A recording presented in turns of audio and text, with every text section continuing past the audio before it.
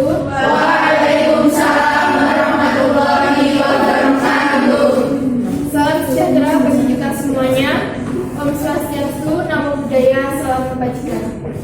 Pertama-tama, marilah kita panjatkan puja dan puji syukur kehadirat Allah karena telah melimpahkan segala rahmat dan hidayah-Nya sehingga kita semua dapat berkumpul di tempat ini.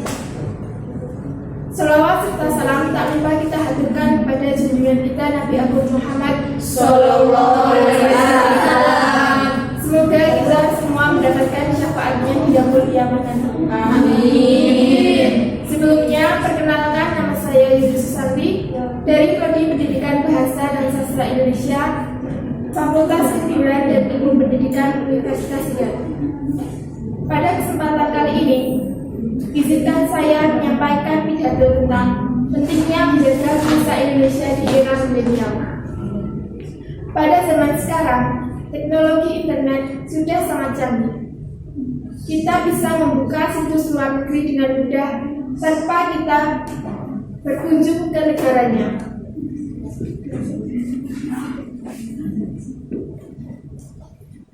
Media sosial adalah salah satu bentuk kemajuan dari teknologi di zaman sekarang. Semua kalangan dari anak-anak hingga orang dewasa bisa mengakses media sosial. Semua informasi dari negara lain mudah kita dapatkan. Media sosial yang sering digunakan dan booming sekarang ini adalah Instagram dan TikTok. Tidak semua konten media sosial itu dapat mendidik anak-anak. Jadi, orang dewasa dan calon guru seperti kita itu sangat dibutuhkan agar anak-anak terhindar dari pengaruh negatif media sosial. Hadirin yang terhormat, dengan kemudahan teknologi ini, ada poin positif yang kita dapatkan. Namun, di samping itu ada juga poin negatif dari media sosial. Dampak positif dari media sosial yaitu kita dapat mempelajari kebudayaan negara lain dan belajar menggunakan bahasa mereka untuk menambah wawasan kita. Berbagai hal unik dan menarik dari negara lain mudah kita dapatkan. Namun, di samping poin positif tersebut, terdapat juga poin negatif dari media sosial, yaitu banyak konten yang diupload oleh konten kreator itu tidak mendidik anak-anak. Mereka hanya asal upload, yang penting dapat uang saja. Selain itu, anak-anak lebih menyukai kebudayaan luar. Mereka mempelajari bahasa dan kebudayaan tidak semata-mata untuk menambah wawasan, namun juga dipraktikkan pada kehidupan sehari-hari. Hadirin yang terhormat, dampak negatif ini justru mengancam keberadaan bahasa Indonesia. Mereka lebih memilih menggunakan bahasa asing untuk berkomunikasi dengan keluarga, teman dekatnya, dan lain-lain. Mereka enggan menggunakan bahasa Indonesia sebagai bahasa komunikasi sehari-hari karena dirasa membosankan. Mereka lebih memilih menggunakan bahasa asing karena menurut mereka itu lebih menyenangkan. Hadirin yang terhormat, bahasa Indonesia adalah bahasa negara kita. Salah satu ciri dari negara kita. Jangan sampai bahasa Indonesia itu lenyap di negaranya sendiri. Kita sebagai orang dewasa dan calon guru sudah seharusnya kita mengajarkan kepada adik-adik kita untuk terbiasa menggunakan bahasa Indonesia yang baik dan benar. Sehingga ketika nanti dia dewasa, tidak merasa asing dengan bahasa Indonesia dan tidak merasa malu menggunakan bahasa Indonesia. Anak-anak muda adalah penerus bangsa. Mereka merupakan aset besar bagi negara kita. Jangan sampai mereka tidak mau menggunakan bahasa Indonesia. Siapa lagi kalau bukan mereka yang akan melestarikan bahasa Indonesia di masa depan?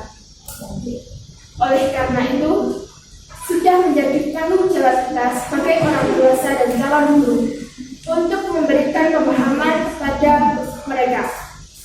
Selain itu, peran dari content creator juga sangat diperlukan. Mereka harus mempertimbangkan video yang akan diupload, harus mempertimbangkan bahasa dan ucapannya, karena masih banyak content creator yang berbicara dengan kata yang tidak baik. Penggunaan bahasa Indonesia juga sering disalahgunakan oleh mereka. Mereka harus bisa mengajarkan bagaimana berbahasa Indonesia yang baik dan benar bagi penontonnya, yang kebanyakan masih anak-anak. Pengaruh dari content creator juga sangat besar dampaknya bagi pertumbuhan anak-anak. Selain meniru perilaku yang diajarkan oleh orang tua, anak-anak juga meniru apa yang mereka lihat melalui media sosial.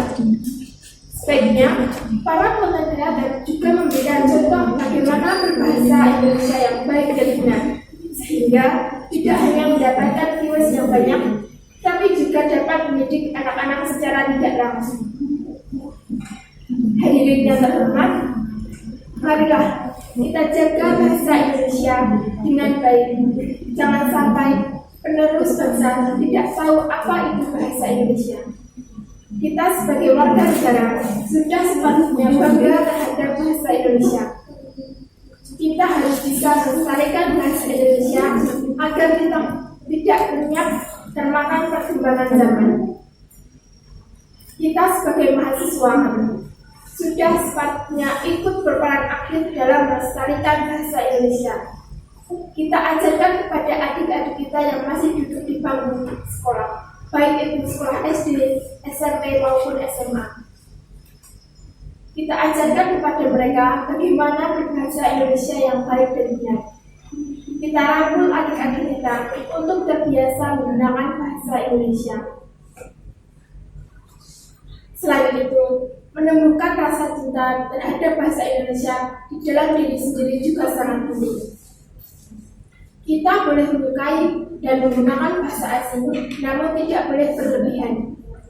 Tujuankan diri kita mempelajari bahasa asing untuk menambah wawasan, tidak untuk digunakan sehari-hari.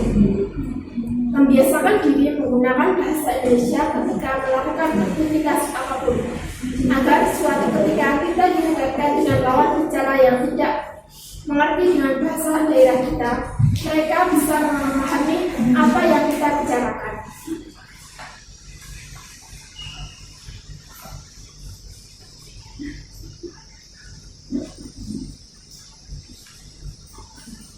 Kemudian yang terakhir, meningkatkan rasa kebanggaan terhadap bahasa Indonesia.